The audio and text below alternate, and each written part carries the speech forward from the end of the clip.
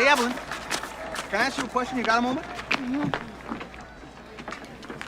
Which team do you play for? Well, I'm a peach. Well, I was just wondering, because I couldn't figure out why you would throw home when we've got a 2-run lead. You let the tying run get on second, and we lost the lead because of you. Now you start using your head. That's that lump that's 3 feet above your ass.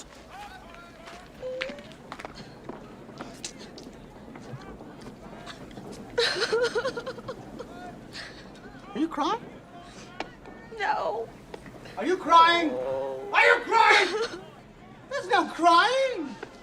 There's no crying in baseball. Why don't you leave her alone, Jimmy? Oh, you zip it, Doris. Rogers Hornsby was my manager, and he called me a talking pile of pig shit. And that was when my parents drove all the way down from Michigan to see me play the game. And did I cry? No.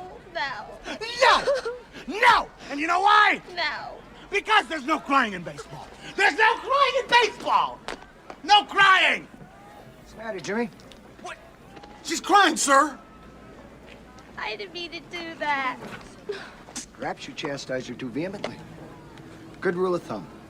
Treat each of these girls as you would treat your mother. Anyone ever tell you look like a penis with a little hat on? You're out of here! Oh, no, right no, now, no, Jimmy, you, I heard you that! Misunderstood. You You misunderstood me! No, I You didn't. can't throw me out for that! Second, No, when Jimmy. you got a strike Right zone! now. The best Off zone! this And that field. is that one! Jimmy, that's enough. Get off this field. I can't believe no one ever told you that before! That's who you belong. I'm in charge now. All right, who's up here? Welcome to Good Seats Still Available, a curious little podcast devoted to exploring what used to be in professional sports. Here's your host, Tim Hanlon.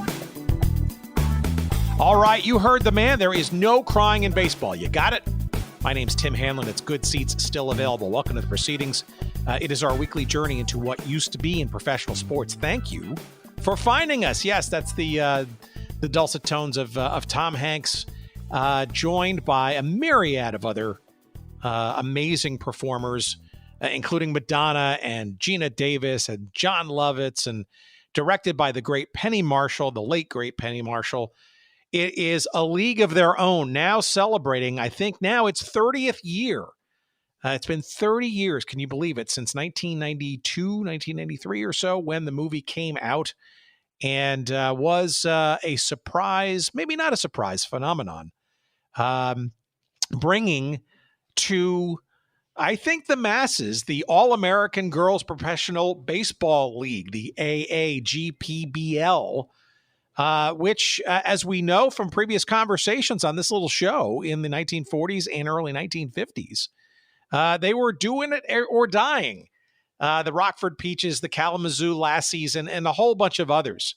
As wartime was setting in, the boys were going abroad, and the girls literally stepped up and played baseball for the enjoyment and the distraction of the American populace. And while we've talked about it with great detail in previous conversations, we're going to take a step back a little bit and look at it through the prism of this amazing film that still stands quite large today and has not, frankly, diminished in any way, shape, or form in terms of its impact.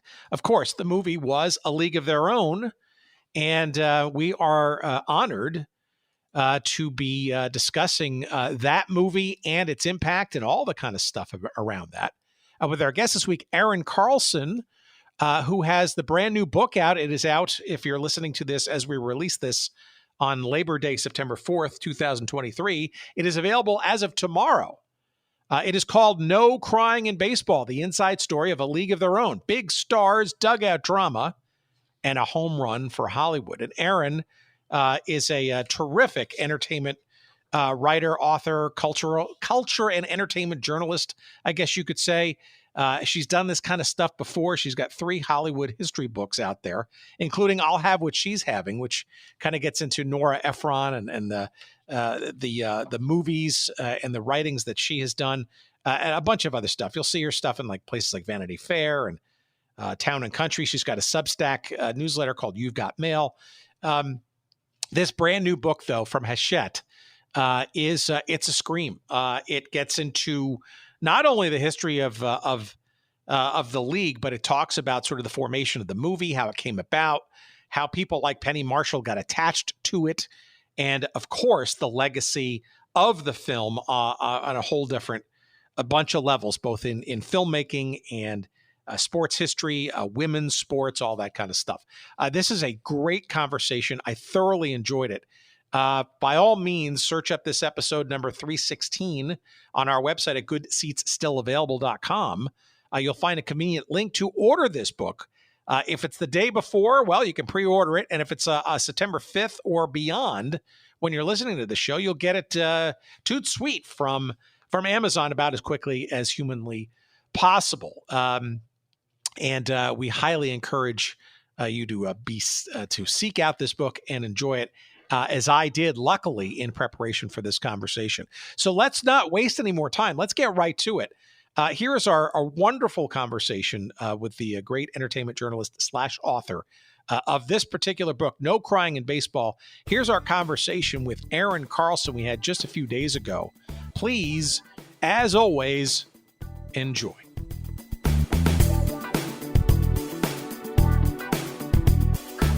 Why don't you give our audience a bit of a sense of your background? You're a writer by trade, I sense. And maybe we can then segue into how this particular story, or as I'm going to suggest in a minute, multiple stories, hit your radar enough to kind of go deep and very well written on. Yeah, well, thank you. First of all, my background, is in journalism. I started writing, if we're going way, way, way back, I started writing for my high school newspaper, and you got the bug. I got the bug early on. I was always an observer. I always loved movies. So I wanted to be a movie critic. So I was a teen movie critic for our local newspaper as well, the Beacon News in Aurora, Illinois. And then I went to journalism school at the University of Illinois. And then I got another journalism degree. Sometimes I'm like, why? At Northwestern. And then after that, I started covering film and TV, news, celebrity news at the Associated Press in New York. And, I've just been doing that ever since. So I wanted to write books, particularly Hollywood histories. So my first book was or is I'll Have What She's Having, the story of the making of Nora Ephron's rom-com trilogy, starting with When Harry Met Sally. And then I wrote Queen Meryl, an ode to Meryl Streep and her many, many, many films, all of which I've watched and wrote about in that book. And then my third book is called No Crying in Baseball. And it's the story of the making of A League of Their Own, a classic baseball film that was made 30 years ago, but is somehow always on television playing somewhere. So, I thought it would be a great book to write because it checked off so many boxes for me. It had an irreverent woman director in Penny Marshall and a cast of big, boisterous personalities like Tom Hanks and Madonna. And it was beloved. People love this movie. And they're still dressing up as Rockford Peaches for Halloween many years later. It still resonates in the culture. And that line, "There's no crying in baseball," that was made so iconic by Tom Hanks, is one of the great all-time lines and all-time great scenes in cinema history. I think this movie was due for a book for sure. Yeah, and arguably it probably should have happened sooner, but good for you that you were able to kind of corner the market on it. But so in reading this stuff, first of all, it's extremely well written and it's a fun read. But to me, it strikes me, and this is my framing only. So, your mileage may vary, but it feels like it's almost like kind of 3 books or 3 stories kind of in one, right? I mean, one clearly is ostensibly about the movie, right? The production and Penny Marshall and the process and the people and the fun and not so fun parts of all of the makeup and getting the people together for it and all that kind of stuff. The second sort of part, and they kind of intertwine in my mind, is the league itself, right? I mean, the whole reason why the movie is done, what the inspiration was, what a story laying somewhat hidden or maybe largely hidden until maybe discovery or persistent pursuit of the story. And then in I would argue the third part is the legacy, which you're sort of hinting at, right? So the legacy of the film, but also the legacy of what came from it, right? The knowledge of the league, the cosplay that still continues, and the Yeah. and women's sports and all that embrace that's really come into its own in the last 10 years. I don't know if that's a simplified sort of structure, but that's what it felt like to me. Is that kind of a frame maybe of how you thought about this book going in, as you thought about the story and the league and all these parts, or did you see this largely just about a story about a movie? Well, at first I was like, I'm just going to write about the making of the movie. And then I started learning more about Penny Marshall, its director, and I started getting into her biography. So the first 2 chapters are kind of like a biography of Penny Marshall, that I sort of snuck in there and try to fit into a larger cohesive narrative about women who love sports and play sports, making a movie, a genre outlier, in the baseball genre, the rare film that shows women playing a team sport, not just an individual sport like Moira Kelly in The Cutting Edge or Mariel Hemingway in Personal Best, or Tatum O'Neal, as the one girl ball player in Bad News Bears. This was right. Is a movie about a group of women who play a team sport, and not just any team sport, the sport of baseball, which is traditionally a male dominated pastime. So, in this movie, when it came out, it blew the minds of the men in charge of the studio, who had no idea how much it would resonate among young girls. But why wouldn't they thought young girls don't play baseball because they didn't at the time. Boys played baseball and still largely do. But what really reached young girls, at the time, was that you saw, women ball players just being mouthy and annoying and funny and opinionated and getting a little dirt in the skirt and being all the things that you never saw girls get to be on the big screen at the time. And they had that victory song. I'm not going to sing it, but we all Sure. sang it in No, I can't. You don't want me to sing. Okay. But we all sang it at 7th grade recess. It was a film about female friendship and camaraderie, that really kind of reflected the way that girls actually talk to each other in real life. And it was a revelation. And it remains the most successful baseball movie of all time. It made more money at the box office than some of my favorites. That would be The Natural, Bull Durham, Field of Dreams, and The Sandlot. And I think it made the most money because girls loved it. As we saw from the Barbie phenomenon of the summer, women are drivers at the box office. But it was also a great movie that a lot of men loved too.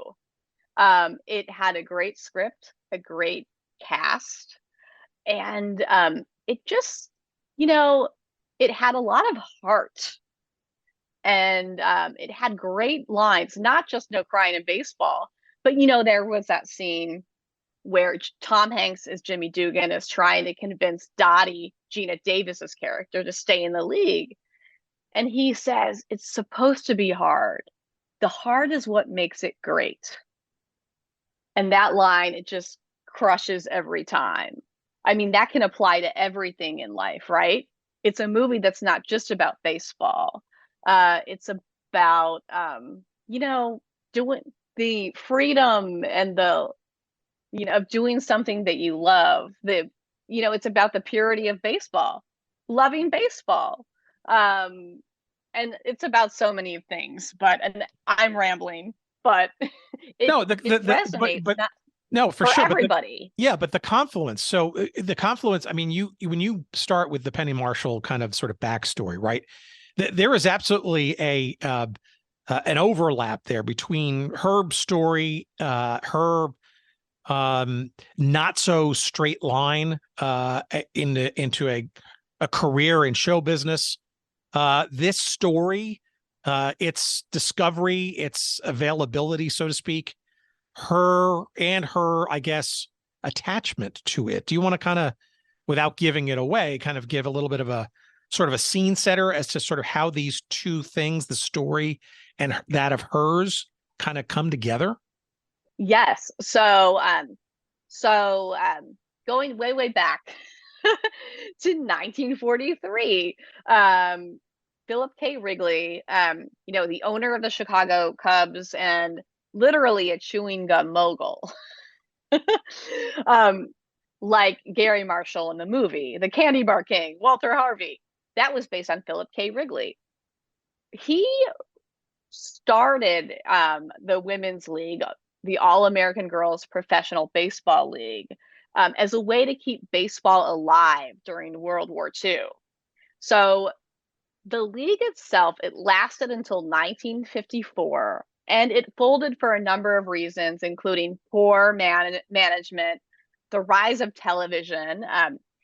Major League Baseball games were, being televised and capturing eyeballs and audiences that might have gone to these women's games. So the league folded and it faded into obscurity. Like no one had heard about it. It was not in the history books, not until the 80s, when all these women, the veteran ball players, they were in their late 50s, 60s, 70s. They started reuniting. And like they reconnecting, and the word started spreading that this league existed. And a lot of journalists kind of smelled a good story. Oh, this is a great human interest angle. And they started covering these women. One of the woman's sons, Kelly Kandel, who had a brother, Casey Kandel, in the major leagues, decided to make a documentary about the league that Penny Marshall saw on PBS when it aired. And she was like, oh, like any good producer, which she was, she also smelled a good story. Oh, we could fictionalize this. I love it. But she also identified with the women in the league and, the characters, the Dottie Hinsons, the Kit Kellers, the All the Way Mays, because she saw herself as a tomboy. She grew up in the Bronx, and she was one of the only women who played sports. She was a really fast runner. She could outrun the boys, and she dreamed of becoming an Olympic track athlete. But her mother was like, no, you can't run faster than the boys. You got to let them win. That never stopped Penny from trying to outrun them, which she did. But she also loved being around men. She was a tomboy. She loved the camaraderie, and just getting out there and getting dirty and getting physical. And that aspect of her never left. Of course, she went on to play Laverne in the popular 70s sitcom Laverne and Shirley. But she introduced slapstick to that sitcom. Like she would do funny bits and maneuver her body in crazy ways just to get all of these laughs. Like she had this really inventive physicality that recalled Lucille Ball and I Love Lucy. So everything that she did when she went on to direct had like a physical element to it. And she loved, loved, loved sports. She was a legendary collector of sports memorabilia. Like, I think I wrote about this in the book, but professional athletes would speak in hushed tones of her collection. She had like all of these jerseys signed by Michael Jordan and on and on. But so making this movie really resonated with her. And she really wanted to pay tribute to these women who were able to do what so few women baseball players ever could do, which was play in a league of their own. So Penny was just adamant about actually including them in the movie at the end. The very sentimental coda of the film set in Cooperstown where the women are reuniting. Like, the studio did not want that. They're like, don't end on the old ladies. Why are you ending on the old ladies? Why not end on Gina and Tom, and Lori Petty? And Penny was like, no, no, no. This is how I want to end it, right here.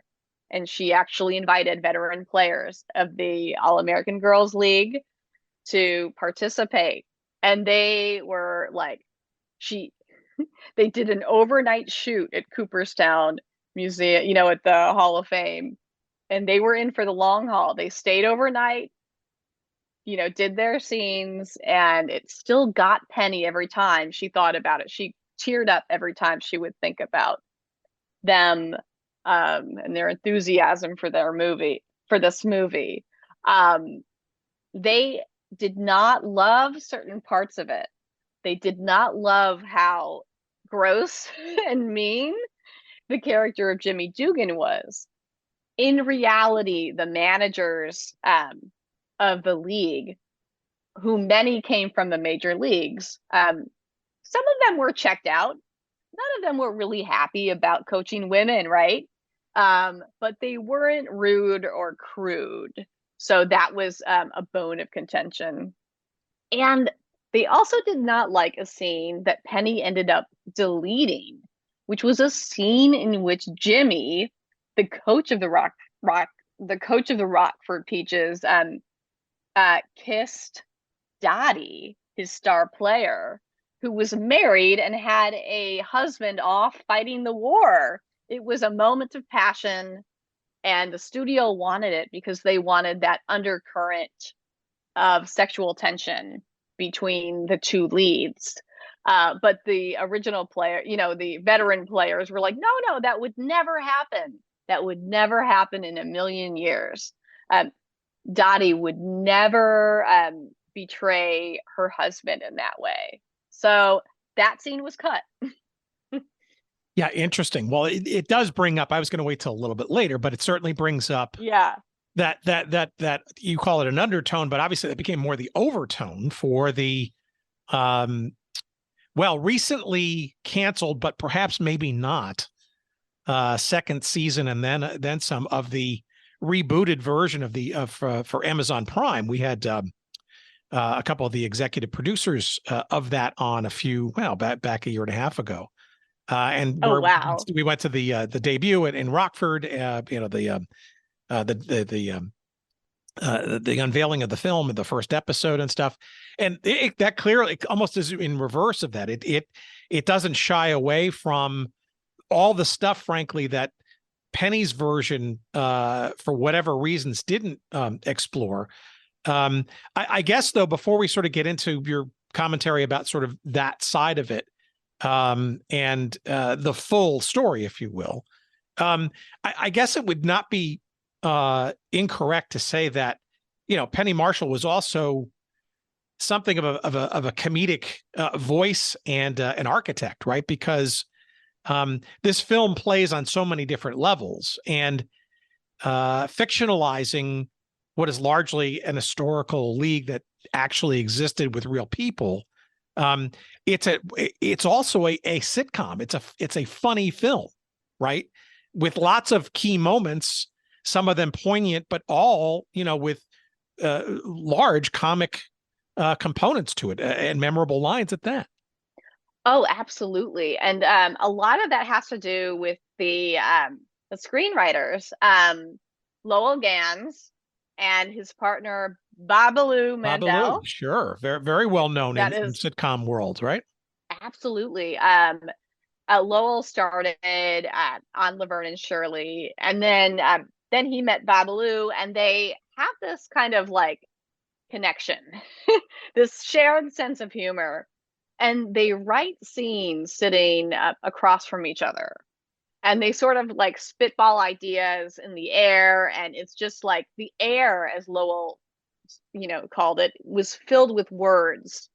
When they wrote the no crying in baseball scene, they were just shouting it, shouting Jimmy Dugan's lines at each other and making each other crack up, and just like freestyling that way.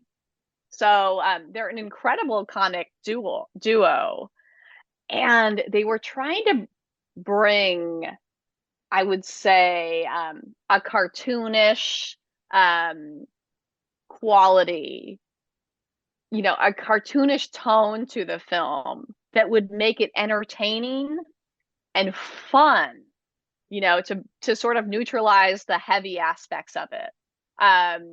Penny Marshall had a lot of heart, and she was more sentimental.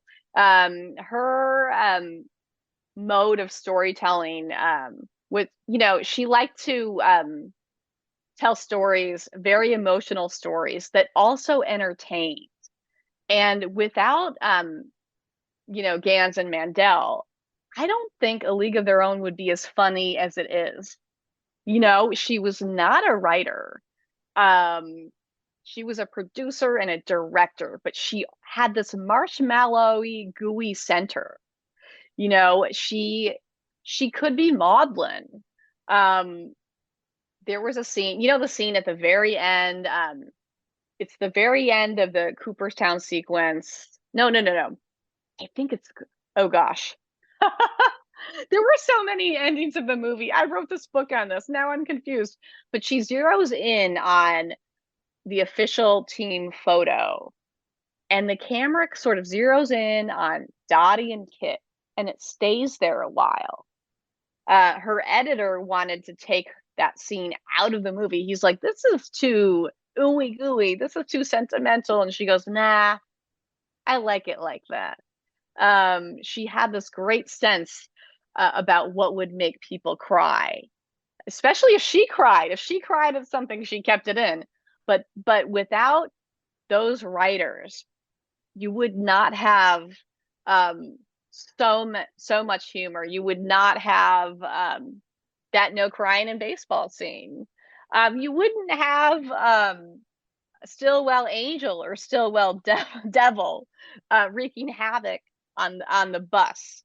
They brought so much of their shared sense of humor to the movie that I think, like I said, that I think was missing.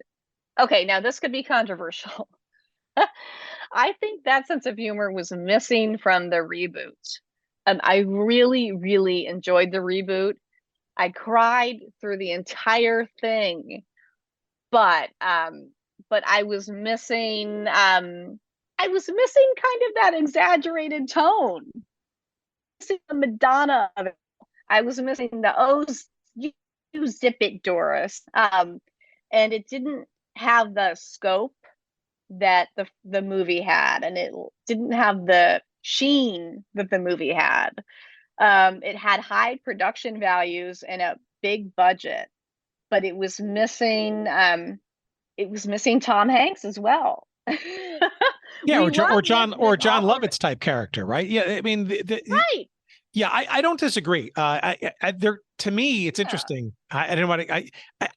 It's almost like they're two different approaches to the same topic, and they are two things can be true at the same time, I guess, right?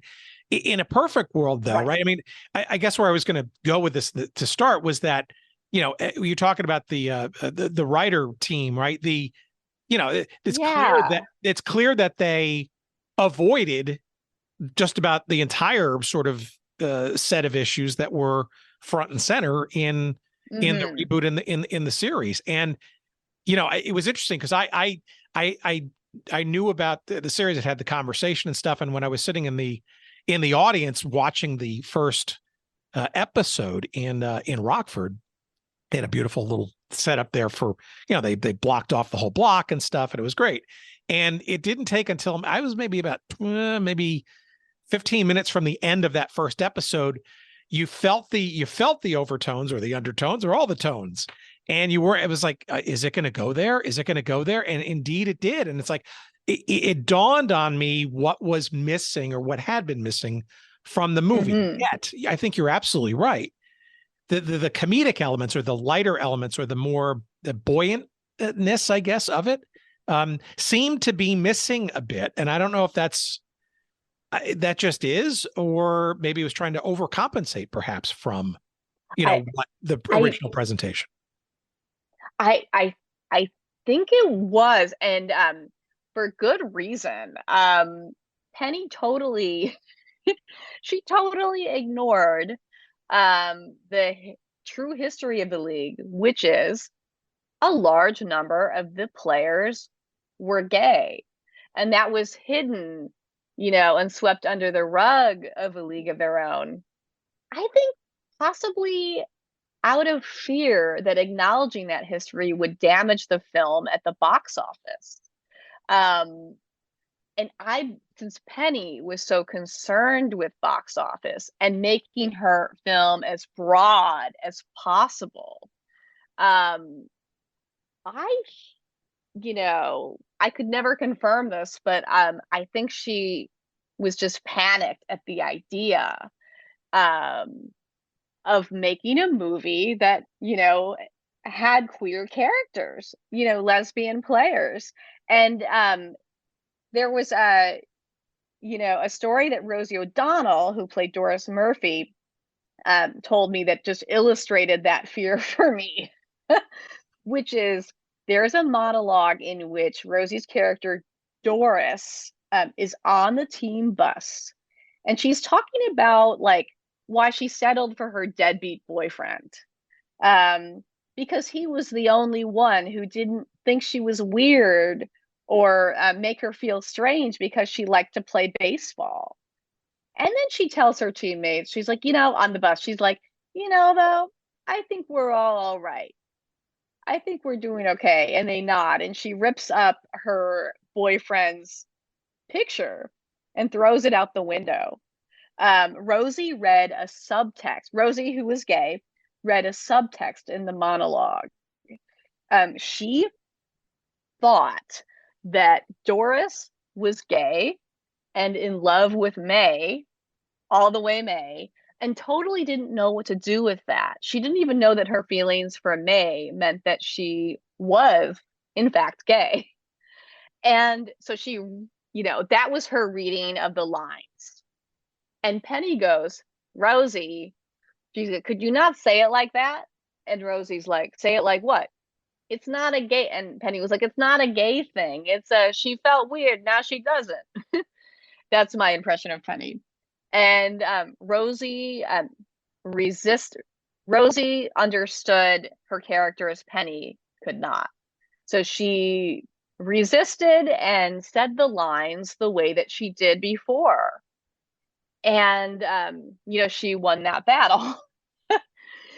It's in that, and a lot of lesbians, a lot of gay women watch that scene and feel the same way that Rosie did about that scene and that monologue. But Penny's apprehension there, it was homophobic. Let's just put that out there. And it just spoke to her fears about having her film associated with lesbians. Yeah, I get that, and it's almost like that scene is like an Easter egg in the film, right? For those who are, kind of trying to discern, if you will, the true story. But I thought I'd heard, though, that Abby and her team at behind the creation of the new version, my understanding is that they, or at least one or two of them, approached Penny before she passed on this reboot idea, and she essentially gave it her full blessing and told him to go for it. Yes, that is true. Penny was ailing. She, in her later years, suffered, about with cancer.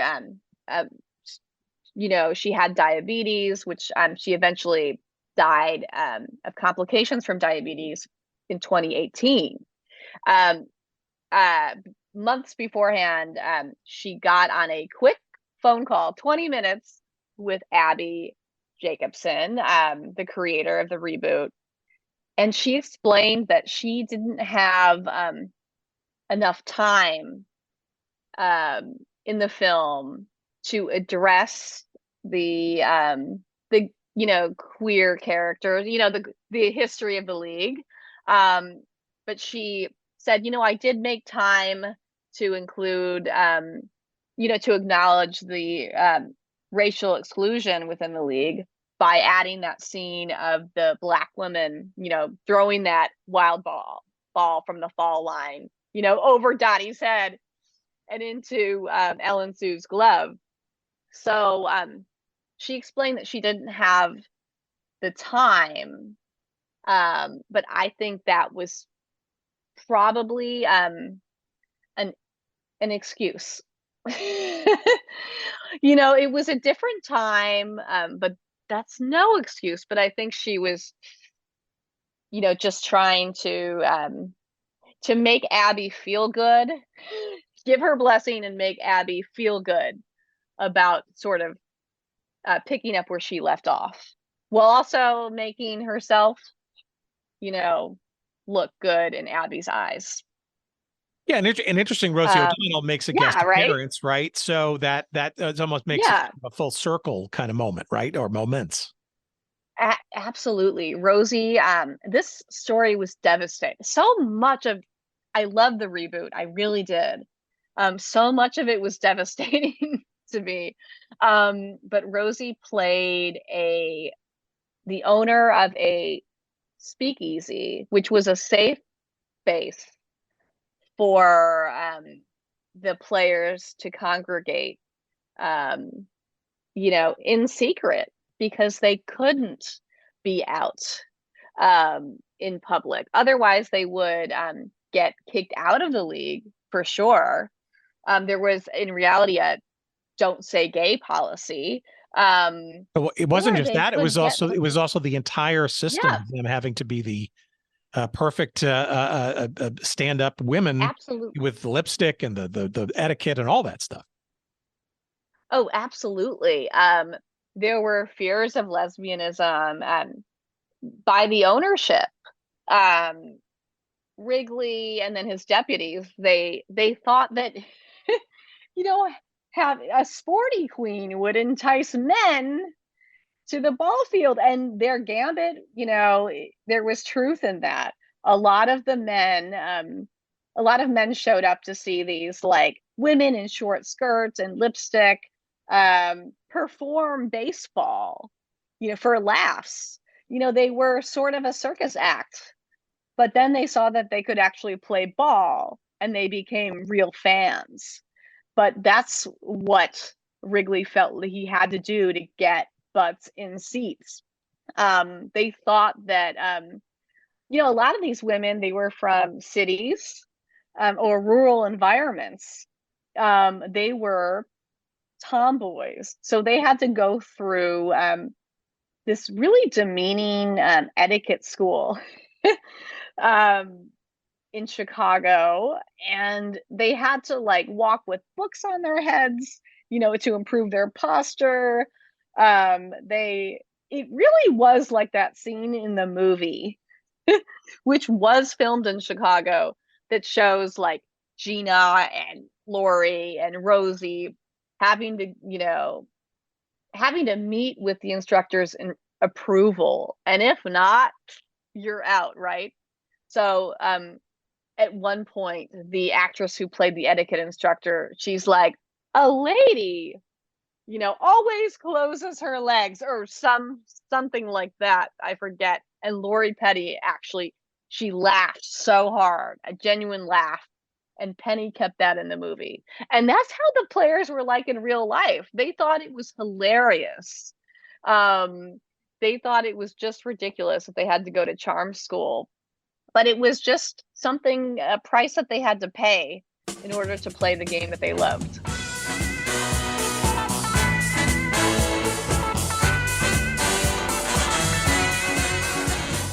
All right, what's this? DraftKings Sportsbook. Hey, can you believe we've had 7 months without an NFL game?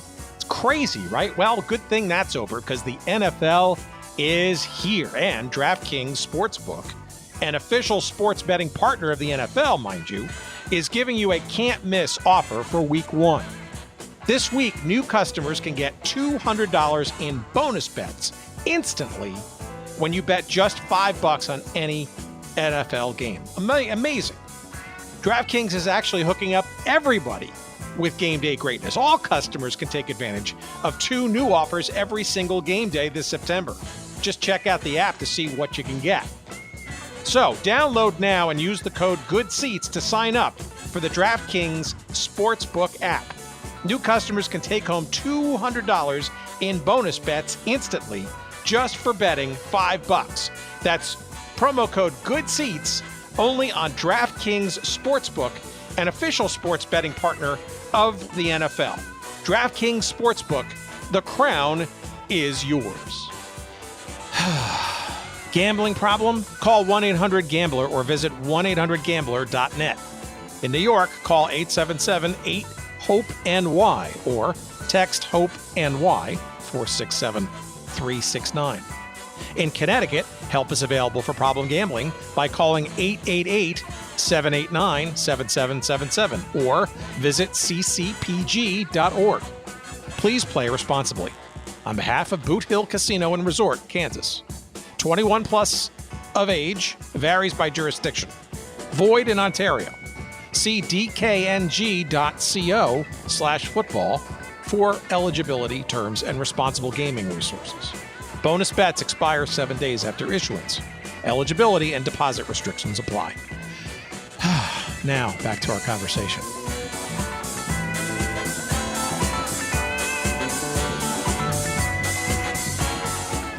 Yeah, look, and I think aside from having the backstory of the league itself and all the various tips of the proverbial baseball cap to the play and Yeah. that camaraderie is actually a very common thread through both of them. They're just expressed dramatically or comically differently, but I mean, you'd have to think that this probably at the time crazy experiment born out of necessity because all the boys were going to war. This is the craziness of this idea in the first place. And then the bonding just naturally had to happen. And how do you keep sane with all these restrictive rules and, the bus trips and all that other stuff? Hijinks have to ensue no matter, who's on the bus. Right. And, and as the league went on, the rules weren't followed. The league ended in the 50s, and there wasn't a lot of enforcement because Wrigley sold it off, in the beginning. So, like, the women stopped really paying attention as much. Their publicity sort of dried up. They had their fans in their different franchises, in their different towns, like Fort Wayne. But, after a while, they're like, they keep changing the rules on us. They keep docking our pay if they do pay us. maybe we just won't put on lipstick. So that was the end of the league. But yeah, it's really funny what these women had to do at the beginning to get in the league initially. It recalled in the mid to late 1800s, there were all these actresses hired, like burlesque troops slash actresses hired to perform baseball for the masses. And they had names like the blondes and the brunettes. So they were a circus act. Some of them I think could actually play, but they were sort of mimicking male behavior while adding their own feminine twists, and just being really silly and funny on the ball field. So what Wrigley tried to do was sort of combine that, like feminine performance, with real ball playing skill. And I guess he decided that he had to bring in an etiquette coach to make that happen. Well, sadly, we saw that model, and again, this is a sports history kind of thing. So we saw that model repeated in the late '60s with the attempt to bring women's professional football into the United States. There was, I don't know, 6 or 7 years. It was a halftime exhibition, comical kind of show of girls, women playing football, and there were a couple of team owners at the time that kind of said, you know what, maybe we can step out of the shadow and actually take this seriously, because there's some real athletes here. And this mid 1970s National Women's Professional Football League got set up. Talk about a blip on the radar. It was even less of a blip, I think, than the All-American Girls Professional Baseball League. But it was the same idea, the same crazy, novelty act put together by a man, right? An entrepreneurial guy, right? Trying to make a buck on, here are people that aren't, shouldn't be playing the sport. Haha, let's sell a couple of tickets. And yet from that came real pursuit. Didn't last long after that, but still, I don't know. I don't know what that says about, arguably that has probably been, shattered finally now in the last, especially the last decade or two. You've got tons of women centric sports now, professionally and otherwise, that are just taking off on their own without any of those, excuses to launch. Right. And oh my God, I would watch that movie. And especially if it had a 1970s vibe, that would be a really good movie. And a kind of a tribute to A League of Their Own, but football style. I love that. Yeah, I mean, women's sports, in particular, have really taken off. Soccer. I mean, RIP to the U.S. women's team in the World Cup. But the NWSL has been growing by leaps and bounds. I mean, Kansas City, the franchise, they're building their own soccer-specific stadium for the women's team. There's already a soccer-specific stadium for the men's team. I mean, that's a step up and then some. I mean, it's well on its way. Athletes Unlimited with their multiple sports and as we record this today, the reboot of the women's professional hockey league. So on, and it's wonderful to see. Absolutely. And effects of Title IX, and also representation with Megan Rapinoe. And also I'm thinking I was why haven't, there hasn't been another women's baseball movie, but I just remember in the 2000s, women's soccer movies, Bend It Like Beckham and She's the Man.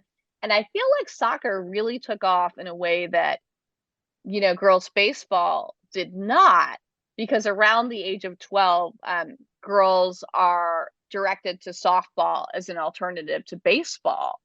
So where I think, women's and men's soccer are on relatively equal ground, you still don't have many women in baseball. And I wonder if is a woman ever going to play Major League Baseball? I mean, that is fascinating to me. I would love to see that happen, but wow, what a story that will be, Yeah, What a and story that would there have be. been multiple sort of attempts to create some leagues, attempts to kind of. I think with all due respect, I think it's a matter of time. I think it's Right. interesting too because softball is now getting supported again at the pro level on a couple of different fronts. But it almost feels to me like baseball can certainly look. I think right now we're in a period of time where. We're in sort of in a sports boom. I mean, with leagues and stadiums, and it just seems like I don't want to call it a bubble, but there's, if there are 4 professional pickleball leagues, okay, dare I'll say there's probably, there's maybe a bubble, but now is the time, right? I mean, it's almost like the 1970s again, but on steroids in terms of alternate leagues, new sports, professionalizing this, multiple cities, all that kind of stuff. And I guess I want to sort of backtrack though, from your Yeah. writing, your reporting, and your sort of understanding of this story, and in the wake of this film's release and success back then, and then through the rearview mirror of 30 years since, how much of an effect do you think this film had in perhaps softening the ground, if you will, beyond things like Title IX and some of the more substantial, Yeah. things? It almost feels to me that culturally this was a big door opener for accessibility for the idea or the belief that not only was this done, but this could be done and maybe applied elsewhere. Oh yeah, absolutely. The year after A League of Their Own, hit theaters, there was a big spike in the number of girls who played high school softball. I just called that the League of Their Own effect, because that movie was so huge that it could have possibly driven, or fueled more girls to join softball. And then other sports too. Abby Wambach, she's the multiple World Cup soccer champ, was inspired, or she told me she was inspired to play soccer from watching A League of Their Own, specifically the character of Dottie Hinson, who, she was the most stoic and least funny Rockford Peach, to Gina's chagrin. But she was a competent, confident leader who demonstrated excellence on the ball field. And she was just a killer. And she was better than the boys, better than the boys that Abby knew and that I knew. She was just a superhero. So Abby saw that character and thought, I want to be that, and I am that. I'm going to lean into my talent. So she later told Gina, "You're the reason I'm in sports." So Gina feels this tremendous obligation to embrace her legacy as just kind of a catalyst for a lot of the athletes that we see today, including Jessica Mendoza, iconic softball player and gold medalist. She freaked out when she met Gina at a sports conference and asked her to sign her ball. Dottie Hinson, number 8. I mean, the legacy of League is just immeasurable. And I think it will continue as long as, fans, aging millennials like me, pass it down to future generations. And as long as cable exists, so will League. Well, I mean, we're only scratching the surface of this book. I mean, there's a whole sort of Yeah. component to this that's true to a lot of what your day job focuses on entertainment and Hollywood and movie making and all the craziness that comes with show business. As Woody Allen famously said, they don't call it show. And I guess I'll sort of wrap up with this sort of cul-de-sac of a question.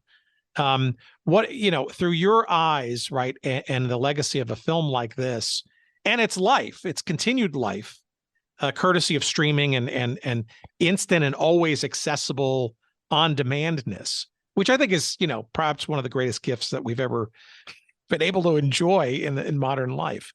What's your take on the current state of Hollywood and streaming and all that kind of stuff? Not only the strikes and why, but also the format of streaming and perhaps the decline of, theatrical film experiences and that kind of stuff. I mean, where do you think we're headed for future storytelling, perhaps like that Football League version or another take, if you will, Right. on League or any of these other great stories that arguably need to be seen and enjoyed? Okay, so I have complicated feelings about streaming. I think there are too many options and they're often overwhelming. And it makes me nostalgic for a time when you go to Blockbuster Video and you just sort of pick up whatever tapes are left over. Maybe you can't get Jurassic Park because that's all checked out, but you'll get something else. Everything is so immediately available and so saturated, and there's just so many options. That's why a film like A League of Their Own was able to stand out as it did and make so much money, because it was one of a few options. And a lot of the stuff that came out in 1992 was mediocre. This film is excellent. So, and it was one of a handful of really excellent commercial films that year. So it was able to make a lot of money because there was just, there was less stuff to distract us in this attention economy we're living in now. That said, I love that I can just call up whatever film I want to see at exactly the moment that I want to see it. I love that about streaming. I think the theatrical experience is the way that we should experience films. And that was so apparent this summer when millions of people went to go see Oppenheimer and Barbie, sometimes on the same day. The Barbenheimer phenomenon just proved how valuable the theatrical experience is, how wonderful it is to experience a movie collectively, and just the fun of feeling of being part of something bigger than yourself, and that sense of community that results when you go see a movie that you're really excited about with other people. And sometimes you're wearing pink to celebrate Barbie, and it just feels like going to see the Eras concert, the Taylor Swift concert, but much, much cheaper. That was what going to see Barbie felt like to me. And it broke $1 billion worldwide with a female director. And I hope the strike ends, and soon, because it's not the writers and the actors, who are delaying productions. It's the studios, and the studios should see from the success of a film like Barbie, an original script, yes, based on a toy, a piece of IP that was really popular in the 80s and makes us feel nostalgic, but it was a funny original script with fantastic performances, and it wasn't a piece of the Marvel Cinematic Universe. I think studios should look at that and say, hey, let's make more original movies, and let's make some more original movies that perhaps appeal to women. And I say more Barbie.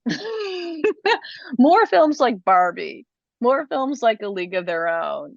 And give the Greta Gerwigs of the world as much money as possible to make the kind of movies that they want to make, because they know what people want to see. I feel like if a movie like Barbie were released on Netflix or Amazon Prime, it would disappear into the algorithm, into the glut, and it would just drown. Whereas, you know, the big screen gives it a chance to stand out, like, you know, the movies used to. I think that's well put. That's my long. That's my long answer. I agree wholeheartedly. It's interesting though, as you were saying that, I also, you know, I think back now to the topic at hand, right? 30 years ago, this movie, you know, if one has the ability to watch it or record it or stream it, I think the film holds up tremendously well, right? I mean, not many movies, not a ton of movies from 30 years ago survive, you know, modernization, if you will, but maybe because it's a throwback movie and it's so well done in terms of costumes and the comic timing and all that kind of stuff, it holds up really well. I mean, it doesn't feel like it's aged really at all. It does in some respects. I want to say the bookends, the contemporary scenes featuring I agree. older Peaches. Sure. Yeah, I get that. Those are dated, and I get that. But almost like good dated. You have the Carly Simon score, and like the shoulder pads. And this is an early 90s film, but parts of it feel late 80s. But everything in the middle, like you take the Gina, the Lori, the Hanks, that, you know, all the stuff in the middle of those bookends, you put that on the big screen and you're like, is this 1992 or is it, you know, 2023? It just, to me, it feels epic. It feels like timeless. And that's also why it endures. You know, it has that timeless, it's a period film that feels timeless. Well, I appreciate you're taking time to share that with us. You know, it's interesting. I wonder, given that the actors really have not much to do, maybe a few of them could join you on your book tour. You know, if Gina, my God, or Ancus, I mean, some of these people could, you know, come around and, you know, talk about the book and talk about the movie and stuff. I don't know, what else are they going to do? Right. I feel like nobody's working now, but some people have read it and love it. I hope those that haven't read it yet will love it too, and be proud of. I hope they'll be proud of their legacy in this movie.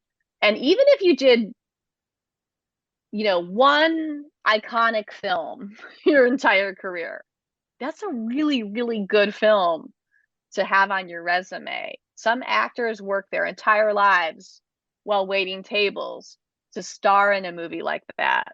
So even if you were in the movie and you're not a household name, well, you are to somebody, to a lot of fans out there. And a lot of the actresses are leaning into that legacy and embracing it as they haven't before, you know, because it's a lucky thing to be in a movie like that, especially in an era when movies are mattering less and there are so many of them streaming all at once.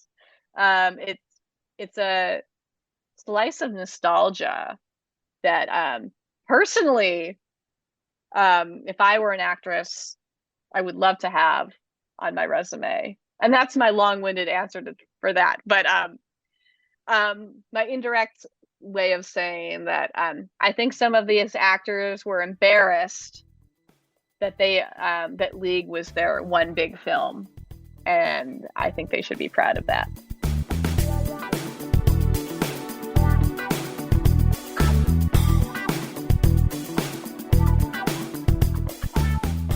All right, she was delightful, don't you agree? Erin Carlson is the author. The book is called No Crying in Baseball, the inside story of a league of their own, big stars, dugout drama, and a home run for Hollywood. It is published by Hachette.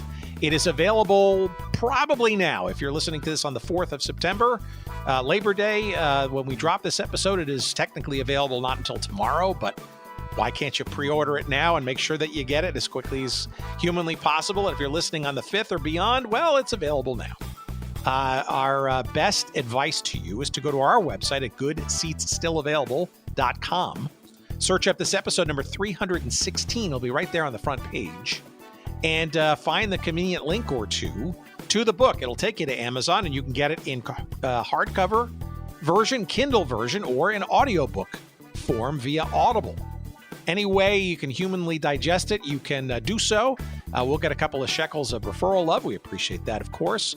And while you're online buying many copies of the book for yourself and your friends, why not also tool over to Erin's website at erinlcarlson.com. That's Erin, E-R-I-N, the letter L as in Larry, Carlson, C-A-R-L-S-O-N. .com, ErinLCarlson.com. Yes, you say that 3 times fast. Hard to do. On X/Twitter, you can find her at Erin L. Carlson as well. She's also on Threads and Instagram. Both of those places, of course, you know they're jointly owned by the same friggin' company. Erin Lee, L-E-I-G-H, Carlson. Erin Lee Carlson is where you'll find her there. And yes, check out her Substack. Her free weekly musings on Substack. It's called You've Got Mail. So check that out as well. It's a delightful read, and there's a great post about the book and her process of debuting it and all that kind of stuff. If you are listening to this on the 4th or 5th of September and you happen to be in the Chicago area, you can be there present for the actual launch, the actual physical launch of the book. At City Lit Books in Chicago. If you are listening to this later in the month, on Wednesday, September 20th, you can meet Erin for a book signing in Los Angeles at Book Soup. And you can check for other upcoming events in the launch of this book as well at erinlcarlson.com. Let's see. You'll find us again at goodseatsstillavailable.com. Of course, our website. You'll find us on X/Twitter. His eyebrows arched and his eyes looking skyward at the whatever the name and the construction of this social site is. You'll find us there at Good Seats Still. You'll find us on Instagram at Good Seats Still Available, and of course, you will find us on Facebook as well. You can send us email at hello@goodseatsstillavailable.com. And let's see what else. Our pal Jerry Payne Audio Excellence. Thank you for the knob twiddling this week, of course, as always. And we appreciate your listening and your support of the show. Much, much more to come in the weeks and months ahead. Thanks again for listening, and we'll see you next week. Take care of yourselves and enjoy the last moments of summer.